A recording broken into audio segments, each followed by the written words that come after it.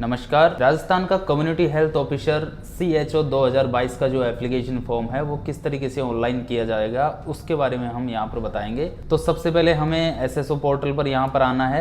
SSO portal पर हम यहाँ पर देखते हैं लॉगिन पेज। ये हमारा लॉगिन पेज है। यदि आपने SSO पर रजिस्ट्रेशन नहीं कर रखा है तो सबसे पहले आपको यहाँ पर रजिस्ट्रेशन करना होगा। इस तरफ लिखा है रजिस्ट्रेशन, हम इस पर क्लिक करते हैं। क्लिक करने के बाद यहाँ पर दो ऑप्शन है हमारे पास, जन आधार कार्ड और गूगल। तो जन आधार कार्ड से भी आप रजिस्ट्रेशन कर सकते हैं और गूगल यानी कि आपकी जो Gmail ID है उससे भी आप रजिस्ट्रेशन कर सकते हैं। तो जैसे ही हमारा रजिस्ट्रेशन कंप्लीट होता है तो हम वापस से लॉगिन पेज पर आते हैं और SSO पर लॉगिन होते हैं। जैसे हम लॉगिन होते हैं तो यहाँ पर क्विक सर्च में हम रिक्रूटमेंट लिखेंगे, REC यहाँ पर हम टाइप करते हैं। टाइप करने के बाद यहाँ पर हमारे सामने एप्लीकेशन आ जाती है रिक्रूटमेंट पोर्टल।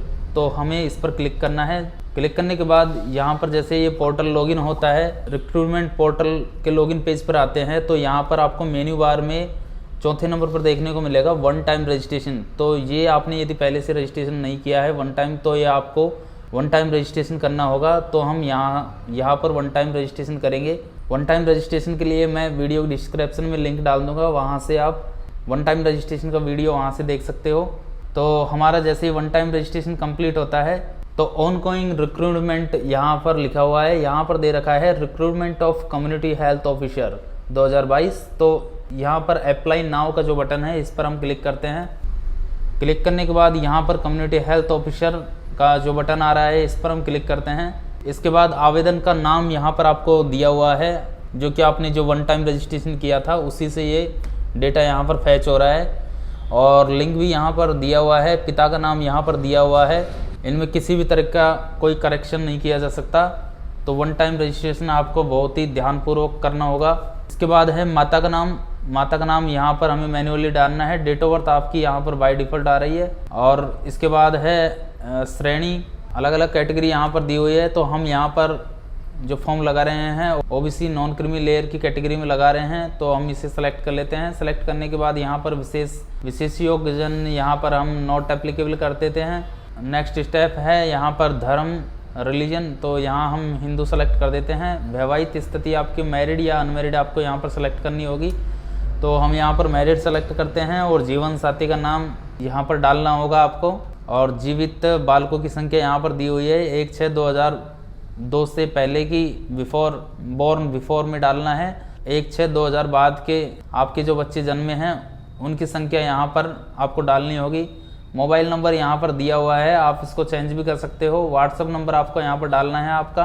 उसके बाद नीचे आ जाते हैं यहाँ पर ईमेल आईडी यहाँ पर दी हुई है। और आधार number, Jan Aadhaar card number या जन आधार ID यहाँ पर कंपलसरी नहीं है, आप यदि आपके पास है तो आप डाल सकते हो, अदरवाइज आप इसको ब्लैंक छोड़ सकते हो। इसके बाद हम नीचे आ जाते हैं अप्लाइंग फॉर, क्या आप राजस्थान के अनुसूचित क्षेत्र से संबंधित है, तो यहाँ हम नो कर देते हैं। इसके बाद है कॉरस्पॉन्डेंस एड्रेस, तो यहाँ आपको आपका जो परमानेंट एड्रेस है, गांव, विलेज, पोस्ट, तहसील, जिला जो भी है वो आपको यहाँ पर डालना होगा। ये सब कंप्लीट फिल करने के बाद नीचे आ जाते हैं हम। यहाँ पर नीचे है आपको, यहाँ नीचे दिया हुआ है नेक्स्ट का बटन, तो इस पर हम क्लिक करते हैं। क्लिक करने के बाद एक मैसेज आता है, given mobile number and email are correct, please confirm. इसको हम यस करते हैं। यस करने के बाद सेकंड स्टेप पर हम आ जाते हैं। यहाँ पर राष्ट्रीयता, नेशनलिटी हमें सेलेक्ट करना है, हम यहाँ इंडियन सेलेक्ट कर लेते हैं। और राज्य आपका स्टेट सेलेक्ट करना है, हम यहाँ राज्य सेलेक्ट कर लेते हैं। और डिस्ट्रिक्ट में आपको आपका डिस्ट्रिक्ट सेलेक्ट करना है। स्पेशल कैटेगरी में दिया हुआ है क्या आप भूतपूर्व सैनिक है, तो ये चीज़ें आपको यहाँ पर पढ़नी होंगी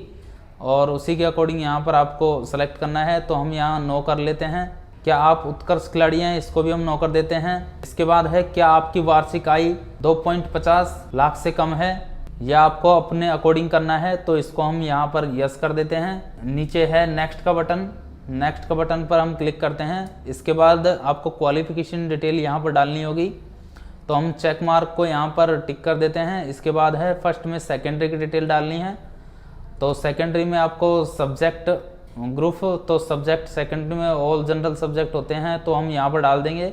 और नेम ऑफ द बोर्ड आपको यहाँ पर डालना है, तो आपका जो 10th का जो बोर्ड था वो डाल देते हैं और आपकी जो रोल नंबर है वो डाल देते हैं। रिजल्ट के हम यहाँ पर आ जाते हैं तो यहाँ पर हमारे पास 3 ऑप्शन मिलेंगे, CGPA, ग्रेड और परसेंटेज। तो हम यहाँ परसेंटेज सेलेक्ट कर रहे हैं। आपके पास यदि CBSE है तो आप CGPA यहाँ पर सेलेक्ट कर सकते हैं। इसके बाद आपको ईयर ऑफ पासिंग डालनी होगी और आपका जो प्रतिशत है परसेंटेज आपको यहाँ पर 10th का यहाँ पर डालना होगा।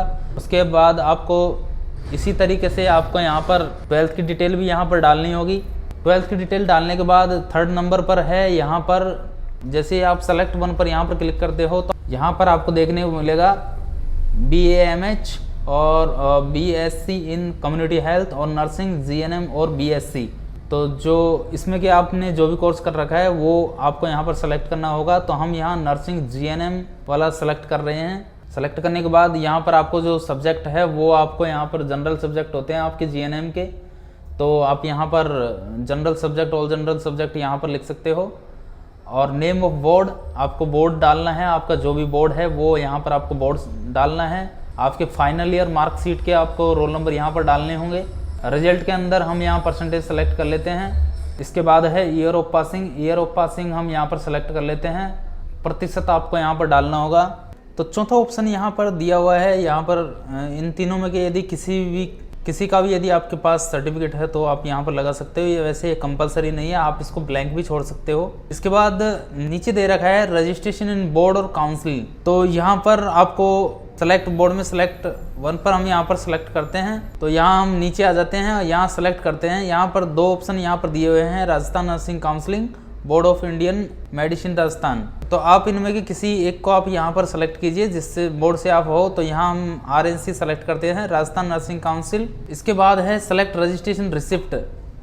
तो यहाँ पर आपको यहाँ पर RN नंबर, हमारे पास यहाँ पर रजिस्ट्रेशन नंबर है तो हम यहाँ पर रजिस्ट्रेशन नंबर यहाँ पर सेलेक्ट करते हैं, RN नंबर। सेलेक्ट करने के बाद यहाँ पर हमें RN नंबर डालने हैं, रजिस्ट्रेशन नंबर, तो हम यहाँ डाल लेते हैं। उसके बाद है डेट ऑफ रजिस्ट्रेशन। तो जब से आपका रजिस्ट्रेशन हुआ है वो डेट आपको यहाँ पर डालनी है। तो हम यहाँ पर ये सब चीज़ कम्प्लीटली फिल कर लेते हैं। उसके बाद हम नेक्स्ट बटन पर हम क्लिक करते हैं। क्लिक करने के बाद यहाँ पर नेक्स्ट स्टेप हमारी आती है फोटोग्राफ और सिग्नेचर का। तो यहाँ हमारा जो फोटोग्राफ, हम यहाँ पर लेटेस्ट फ़ोटो यहाँ पर हमें अपलोड करना होगा। तो हम यहाँ पर अपना जो फ़ोटो है वो यहाँ पर अपलोड कर लेते हैं और सिग्नेचर अपलोड कर लेते हैं। बॉडी मार्क यहाँ पर कंपलसरी दिया हुआ नहीं है, इसको आप यहाँ पर फिल भी कर सकते हो, ब्लैंक भी छोड़ सकते हो। इसके बाद हम नेक्स्ट जो बटन है इस पर क्लिक करते हैं। क्लिक करने के बाद यहाँ पर आपको देखने को मिलेगा एप्लीकेशन प्रीव्यू। जो आपने एप्लीकेशन फॉर्म यहाँ पर फिल किया है वो उसकी पूरी डिटेल आपको यहाँ पर देखने को मिलेगी। तो इसको हमें एक बार चेक कर लेना है। चेक करने के बाद हम नीचे आ जाते हैं डिक्लेरेशन। यहाँ पर नीचे है चेक बॉक्स। चेक बॉक्स पर हम टिक करते हैं। टिक करने के बाद यहाँ पर नीचे है फाइनल सबमिट का बटन है, इस पर हम क्लिक करते हैं। जैसे ही क्लिक करते हैं तो यहाँ पर पेमेंट के लिए विंडो ओपन होती है और नीचे आ जाते हैं। यहाँ पर पे फीस लिखा हुआ है तो हम इस पर क्लिक करते हैं। क्लिक करने के बाद यहाँ पर हमें कुछ ऑप्शंस दिए हुए हैं पेमेंट के लिए। किसी भी एक ऑप्शन से आप सेलेक्ट करके यहाँ पर पेमेंट कर सकते हो, या नेट बैंकिंग से भी, डेबिट कार्ड से भी पेमेंट कर सकते हो। तो जैसे ही हमारा पेमेंट यहाँ पर कंप्लीट होता है, कंप्लीट होने के बाद यहाँ पर आपको एक इस तरीके से यहाँ पर एक विंडो ओपन होती है। यहाँ पर दिया हुआ है click here to print application form. इस पर हम क्लिक करके हमारा जो एप्लीकेशन का प्रिंट है वो यहाँ से हम प्रिंट आउट ले सकते हैं। धन्यवाद।